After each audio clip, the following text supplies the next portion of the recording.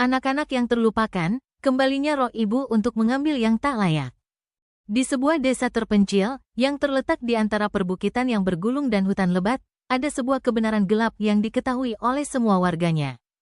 Namun tak seorang pun berani mengatakannya dengan terbuka. Selama berabad-abad, penduduk desa hidup dengan legenda tentang roh ibu, sebuah roh yang lahir dari kesedihan dan kemarahan. Seorang ibu yang kesedihannya mengubahnya menjadi sesuatu yang mengerikan. Para tetua menceritakan kisahnya kepada anak-anak mereka setiap musim dingin, memperingatkan mereka untuk bersikap baik. Tetap dekat dengan rumah, dan tidak pernah pergi terlalu jauh setelah matahari terbenam.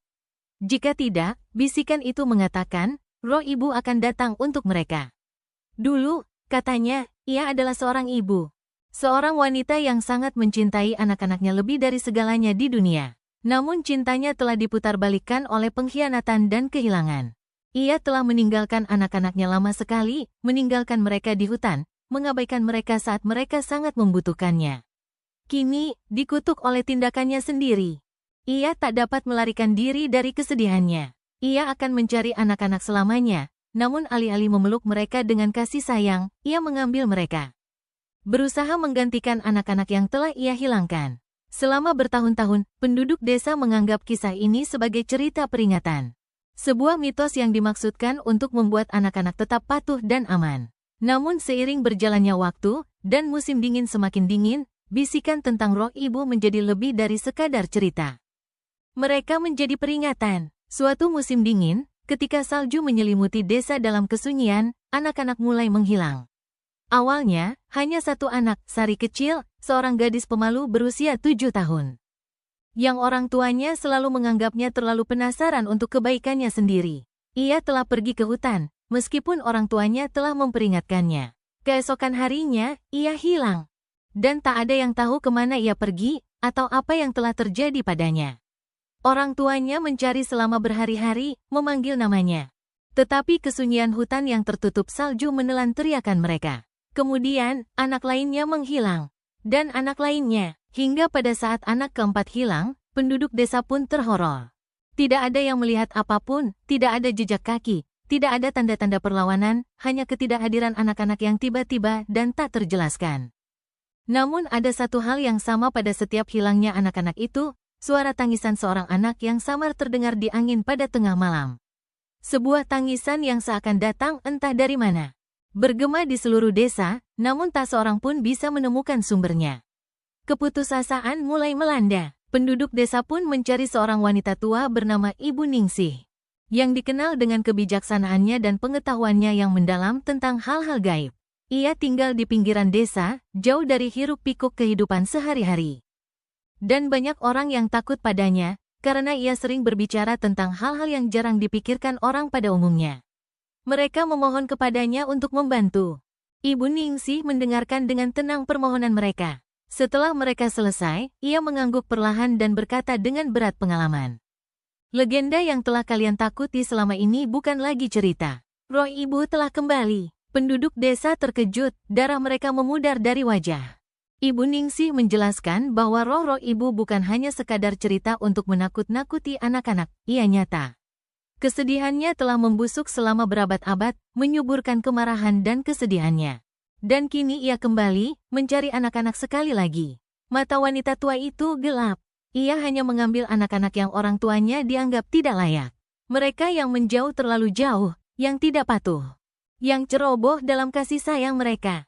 Ia memilih mereka. Dan saat ia mengambil mereka, mereka akan menjadi miliknya selamanya. Penduduk desa terhoror. Mereka bertanya kepada Ibu Ningsih bagaimana mereka bisa menghentikan roh itu, bagaimana mereka bisa menyelamatkan anak-anak mereka. Tetapi ia hanya menggelengkan kepala. Kalian tidak bisa menghentikannya. Ia terlalu kuat, terlalu licik. Ia akan mengambil siapa saja yang ia inginkan, dan tidak ada perangkap yang akan menahannya. Malam itu, penduduk desa berkumpul di pusat desa, wajah mereka terukir ketakutan dan ketidakpastian. Mereka harus mencoba sesuatu, apapun, untuk menghentikan roh itu mengambil lebih banyak anak-anak mereka. Mereka memutuskan untuk memasang perangkap untuk menjebak roh ibu agar menjauh dari desa dengan memberikan sesuatu yang mungkin bisa memuaskan dahaganya. Mereka menaruh salah satu anak yang tersisa. Seorang anak laki-laki bernama Budi di luar gerbang desa. Ia tertidur di salju, sebuah persembahan yang tak bersalah. Orang tuanya berharap agar roh ibu mengambilnya daripada yang lainnya. Mereka bersembunyi di bayangan, mengintai, menunggu ia muncul. Jam berlalu, dan saat mereka mulai kehilangan harapan, sebuah bayangan bergerak di antara pepohonan. Itu adalah seorang wanita, tinggi dan mengenakan jubah compang camping. Wajahnya cekung, kosong, matanya seperti kolam kesedihan dan kemarahan. Namun yang paling mencolok bagi penduduk desa adalah apa yang mengikutinya, sebarisan anak-anak, mata mereka kosong, wajah mereka pucat dan terpelintir. Seperti jiwa yang hilang terjebak dalam mimpi buruk yang terlupakan. Wanita itu bergerak dengan keanggunan yang aneh, tangannya terulur menuju Budi, yang tergeletak tak berdaya di salju. Namun sebelum ia bisa meraihnya, salah satu penduduk desa menjerit ketakutan. Suara itu memecah pesona, dan roh ibu pun berbalik, pandangannya tertuju pada mereka dengan intensitas yang mengerikan. Kami melakukan ini untuk menyelamatkan anak-anak kami, teriak seorang pria, suaranya gemetar. Kami tawarkan dia, ambillah dia, tapi biarkan yang lainnya. Namun roh ibu tidak berkata apa-apa.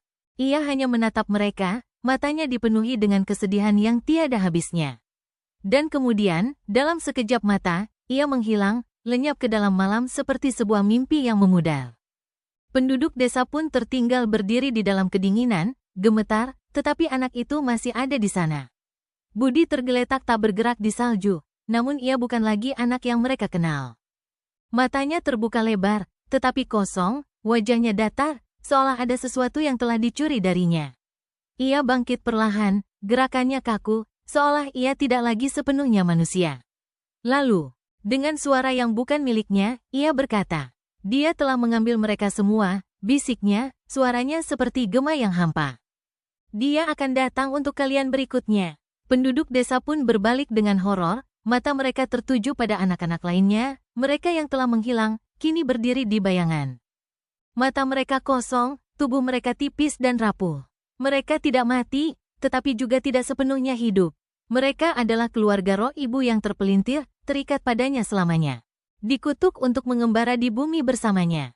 Dan di kejauhan, angin membawa tangisan samar dari seorang anak lagi, yang hilang oleh roh-roh ibu.